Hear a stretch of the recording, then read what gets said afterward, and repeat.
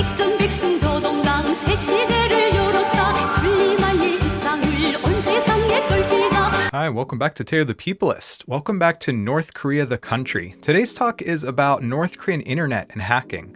This is a bit of an awkward talk in that it's not quite in the human rights or human culture departments, but it is at least in part about how North Korean society works. And a lot of what I'm going to say will only make sense if we talk about what kind of country North Korea is, what it has, what it doesn't have, what it needs, what the people do to make the country move. And again, a lot of talks about North Korea focus on the government and create this imaginary of sort of like hive workers, of worker bees or something. I don't know, some kind of military robots hyper-focused on serving their dear leader. And I want to break down that imagination. I want to talk about what kind of relationship there is between North Koreans, internet and technology, the government, working and surviving. It's a lot to say.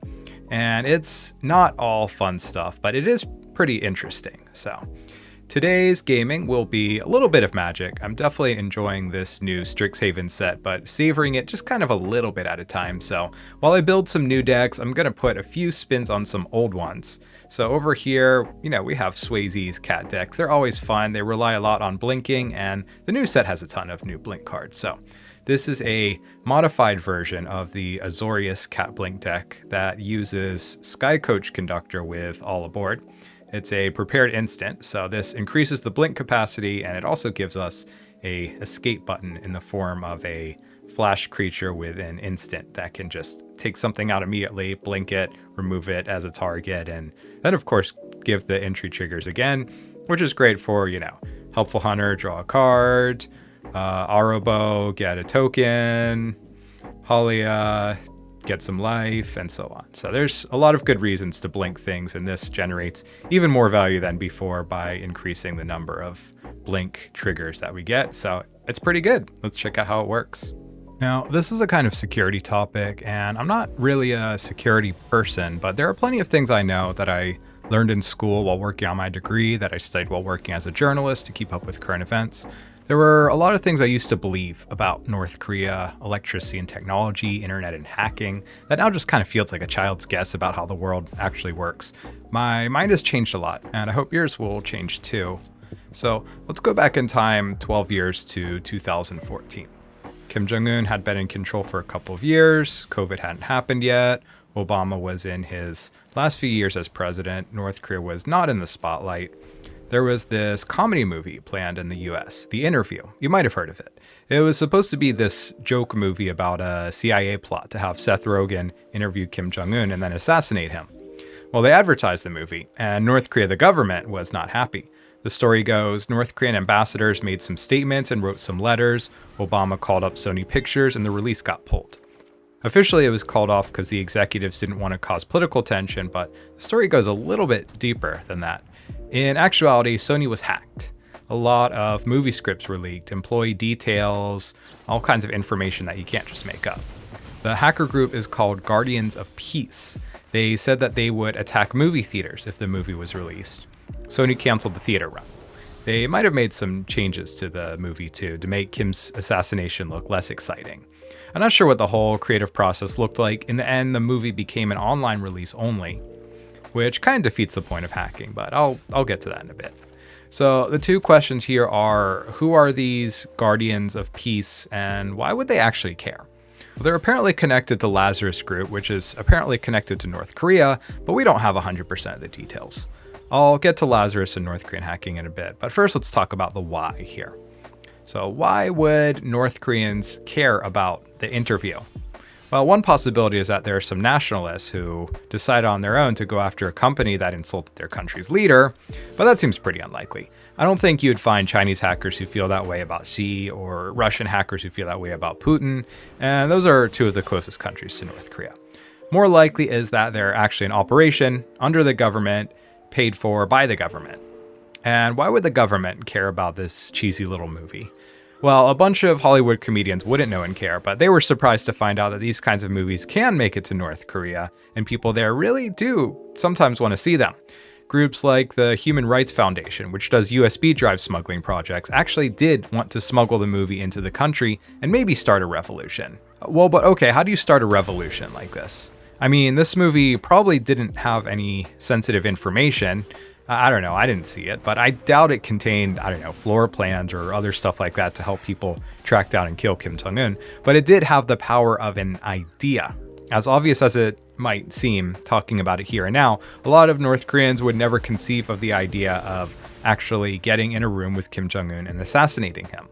Not because the cost of doing so, you know, the guaranteed execution, all that, the treason and so on, but just it doesn't seem like something that you could just do, right? I mean, North Koreans have been told for years that their great leaders are demigods. It was really difficult for a lot of high-level defectors to view Kim Jong-il as a human, they were saying, until they actually got a chance to meet him.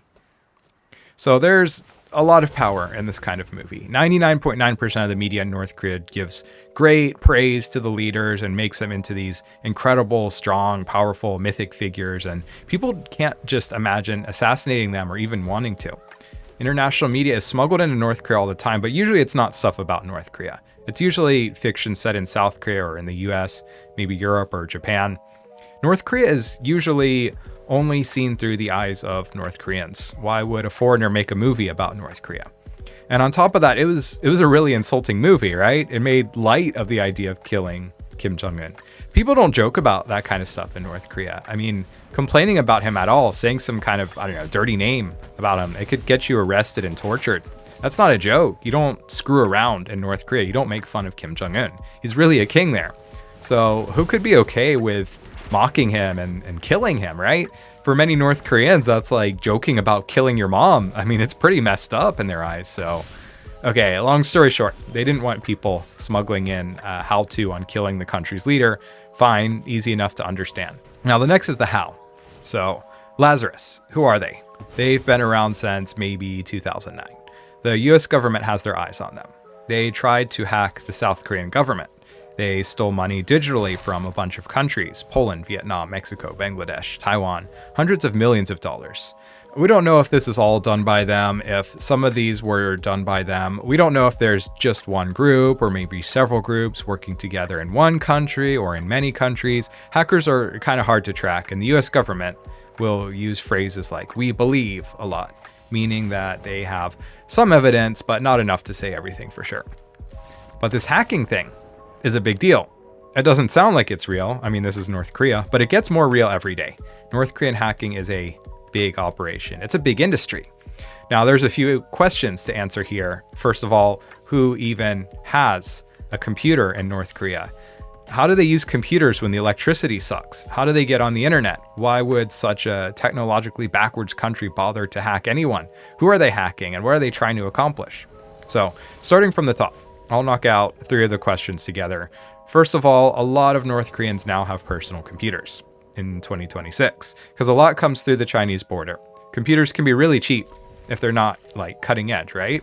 And North Koreans have a lot more money now than they used to. I mean, iPhones came out in 2007, and they cost hundreds of dollars back then. By the end of 2010, I could buy an Android downtown for like $50. You can literally get $10 or $20 computers or computer-like devices on AliExpress and Temu. You don't have to be anywhere near rich to get a computer, just so long as it is a computer. And my brother and I, we used to program on really weak computers back in the day. So there's that. Rolling blackouts are a problem in Pyongyang, of course. So they have generators. I mean, there's no point in plugging every single thing into a battery. If the lights go out for a minute, so be it. But if something is important, you know, like medical supplies, whatever, it can be plugged into a giant battery. There are solar panels, there are power banks, things like that.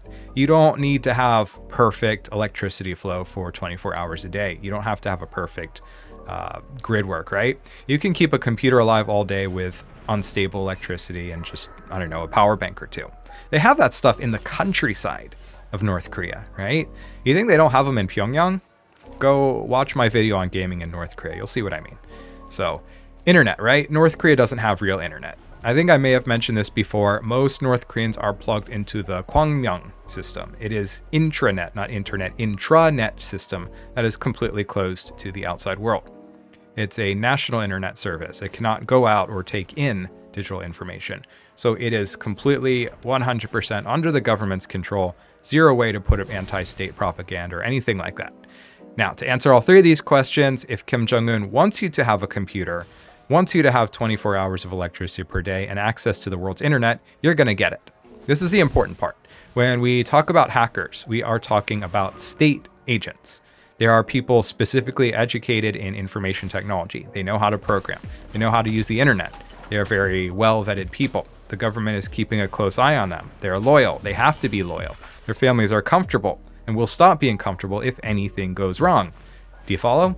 So while so many people in North Korea have pretty terrible lives, some people are getting really cushy office jobs serving the state. And they do this by hacking because the government wants them to hack. Don't be so surprised here, right? Every national government has hackers. They just don't tell you about them. Ever heard of national intelligence? State secrets? What do you think all that stuff is? It's classified information on how every government in the world is violating every other government's digital security, breaking all kinds of international treaties all the time. But I'm not a digital security expert. You can watch videos from smarter people who will give you a better breakdown on how governments constantly commit international cybercrime. I just want to talk about how this impacts North Korea. Okay, so next is the how and the why. Well, basically when hacking started to become a thing for North Korea, they mostly went after South Korea.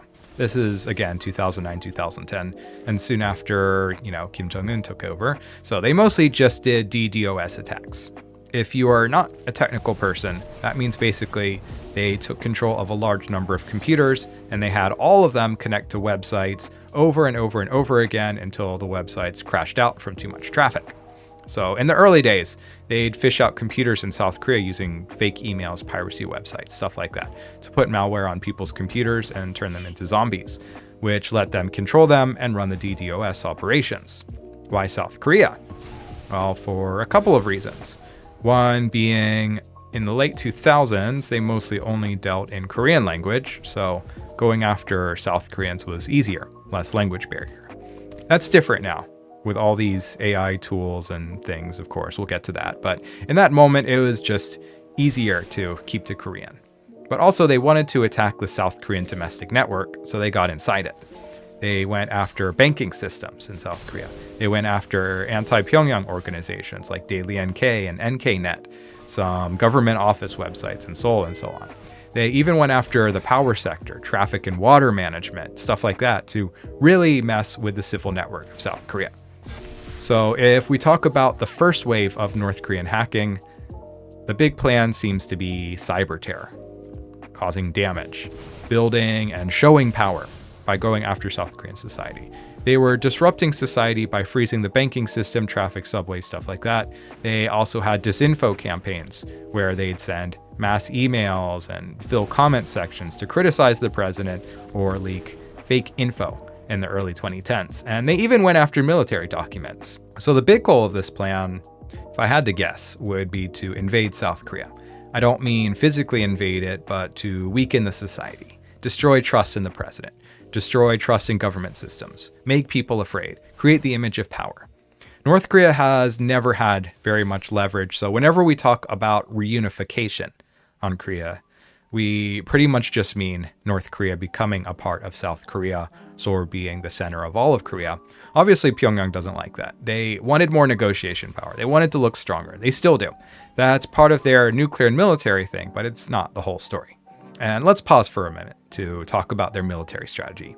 So people imagine it as an offensive military, that the nukes and tanks and all of that are for invading Seoul and taking over the peninsula and maybe attacking the US. But that's not quite right. A lot of it is just leverage. They're afraid that South Korea and US will invade them and take them over. That is a bigger concern than trying to have an offensive war and take over South Korea. So when Pyongyang says, look at our nukes and guns, they're not saying we're coming for you. They're saying stay away from us. So back to cyber terror, that's also a part of their power projection. They are worried that South Korea and US are getting more and more powerful. Cyber terror is also a weapon. It's a form of military security, if you think about it. How can you win a war against a country? Yeah, with guns and bombs, of course, but how else?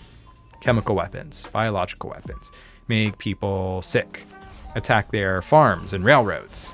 The history of warfare is not just about fighting on the ground, it's also about strategy, about cutting off things that the population needs to survive, choking them out. Siege tactics, right?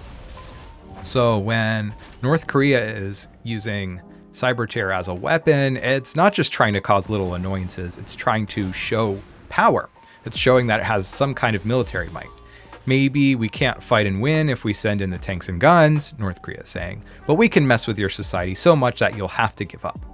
Maybe it's not enough to win an invasion if North Korea wants to take over Seoul, but it might be enough to make them sue for peace, wave a flag, call a truce. That's important if you're worried about troops and bombs against Pyongyang. It's not a horrible strategy from a security viewpoint. Not to say that it's a good thing, but there is logic to it. All right. Now, so why is North Korea hacking South Korea, right? I mean, that seems bizarre if you think about it a little. South Korea is known for all its high-tech stuff, right? It's got Samsung AI and all these programmers and all that. Even if North Koreans can get computers and internet, how can they possibly have more resources than South Korea? How does a technologically weak country hack a technologically strong country? Shouldn't it be the other way around? So that's the neat thing. North Korea has less resources, and that is a strength. How do you hack North Korea? Do their banks run on the internet? Do their water systems, their military? This is a closed network, right? So first of all, a lot of things that could be digital aren't, because they don't have the resources to put things on computers. So they just put them on paper instead, which is a little bit like Japan if you think about it. But second, a lot of digital things run on the intranet.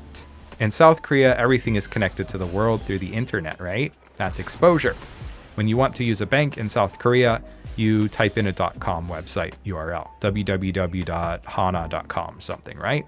Anyone can get in. Just use a VPN if there's network blocking. But North Korea, now everything is internal. If there's some banking website in North Korea, you would have to access it from inside North Korea on a Gwangyang connected PC. You can't just use VPNs because you're not connected at all. There's no way in. It's a fortress. It's actually really bizarre when you think about it, and genius. North Korea is so low tech that it's protected. South Korea isn't. Just have an internet room in the Pyongyang and you're good. So we can kind of think of hacking like guerrilla warfare, striking from the trees and then hiding. I'm sure many people have some negative views on that. I mean, I don't disagree either.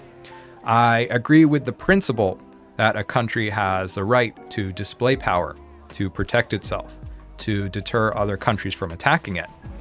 But actually, hacking another country is not defensive. That is a straight up violation of sovereignty, and I would go so far to call it a human rights violation, because you're denying people access to basic services that they need in their life, right? Things that they need to stay alive, things that they need to, make use of the money that they've earned from working. If you're hacking their farms, then you're denying them the right to food, right?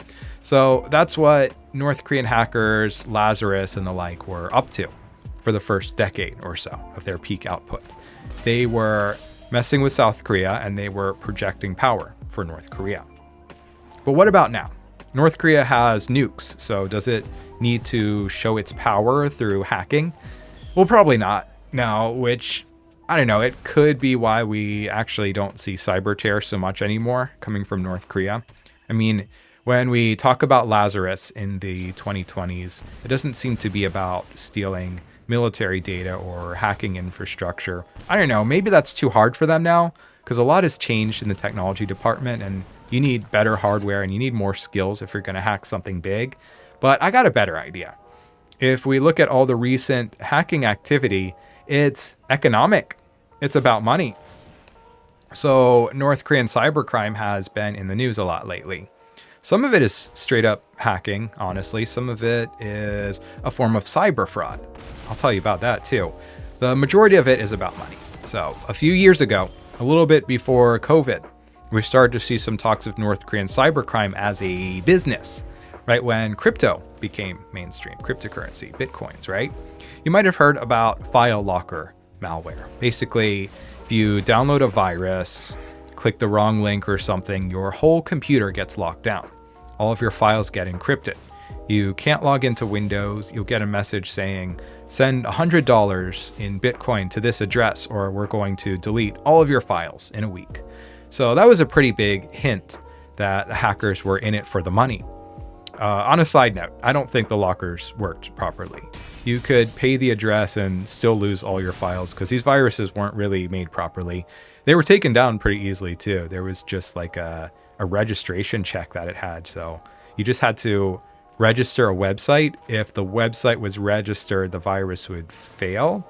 And if the website wasn't registered, it just did its thing. Very weird kill switch. But then the hacking got bigger and wilder. They started going after cryptocurrency wallets, exchanges. They would take millions of dollars from high-profile sources of crypto. They still do. Last year, the reports were up to $3 billion allegedly stolen by North Koreans. It could be more, it could be less. It could be zero, technically, but I like to imagine that at least one of these experts is doing his job right and finding a real source of these damages. I don't really know who, what, and when we can attribute to North Korean hacking, but it does make me wonder. Every time we see one of those giant crypto banks getting hacked, is that North Koreans? I mean, probably more than 0% of the time, yeah. And so it's not just crypto hacking. They moved from coding to AI fraud. Now there's a bunch of different ways this works, but I'll give you one example. A tech company, it could be a big one like Amazon or even a smaller startup. They put out a one ad. They need a programmer. They don't care if this person can come into the office. They just need the code done. It's post-COVID now, right? So a lot of coders just work from home, right? Remote work. So you just need a good computer and the right skills and you can do it. So these companies will hire online. Submit your resume online, interview by Zoom, and then program from home and send in your work. Some of them require you to be in the US. Some of them will allow you to work from any country. It's about price and quality. It's not about location. So here's what the North Korean programmers will do. And these are real programmers, right? They use a lot of AI tech, deep fakes and things like that.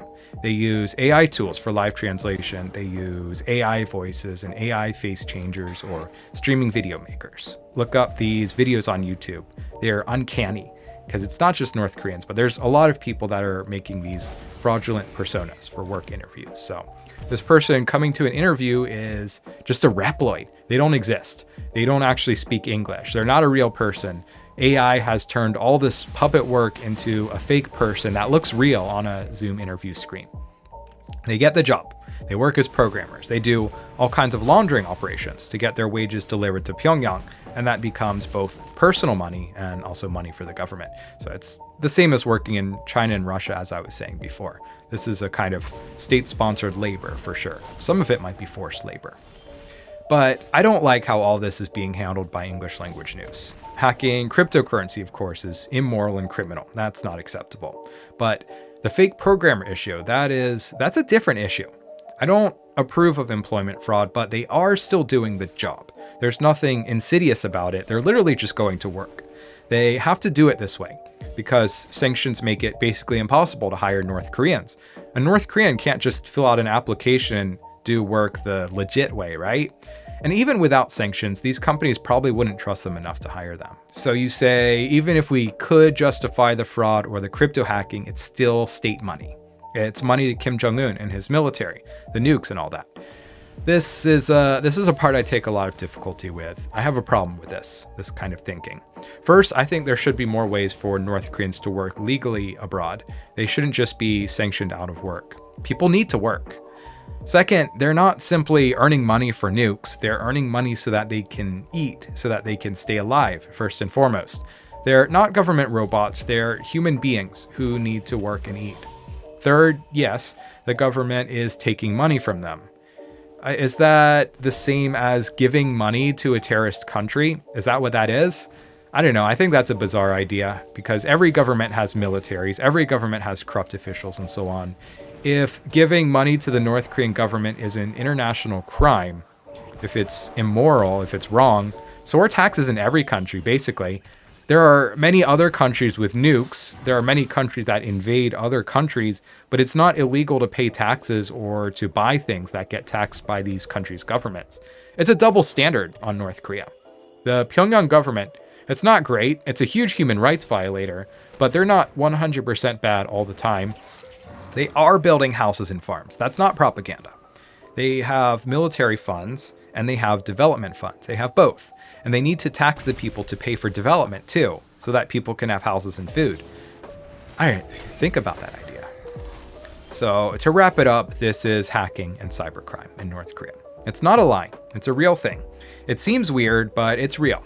It sounds evil, but it's really more gray than anything. There's some terror in there. There's some crime, and there's also some mostly honest work. It's hard to talk about because it's so nuanced. There are just so many layers. There's some evil, there's some good. I don't know, really take the time to look at it because it's an extremely broad issue. Some of it has to do with human rights, and we need to think of the humans.